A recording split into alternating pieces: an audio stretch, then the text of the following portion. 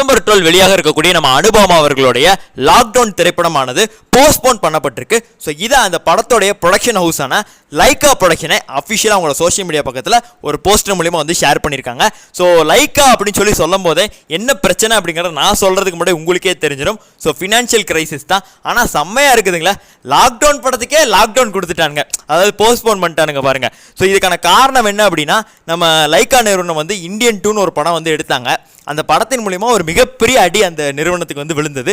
அதுக்கப்புறமா விடாமுயற்சி இந்த மாதிரிக்கு ஃப்ளாப் படமாக வந்து நிறைய எடுத்ததுனால அது ஒரு நிறுவனத்துக்கு ஒரு மிகப்பெரிய பண பற்றாக்குறை ஏற்பட்டது. வேட்டையின் படம் நடுவில் ஓரளவு கலெக்ஷன் வந்து பண்ணி கொடுத்தது. ஆனாலும் இந்த மாதிரிக்கு பண பற்றாக்குறை இருக்குது. இதுதான் இந்த ஒரு படத்திற்கு தள்ளி போனதுக்கான காரணம். சரி, டிசம்பர் 12 வெளியாகலாம், என்னைக்கிட்ட வெளியாகுது அதையா சொல்லுங்க அப்படின்னா அதுவும் வந்துட்டு சொல்ல மாட்டேங்கிறாங்க. கன்ஃபார்ம் ஜனவரியில் வர முடியாது. ஸோ மேபி தான் பிப்ரவரி இல்லைனா 2026 சம்மரில் தான் இவங்களை வந்து நம்ம வந்து எதிர்பார்க்க முடியும்.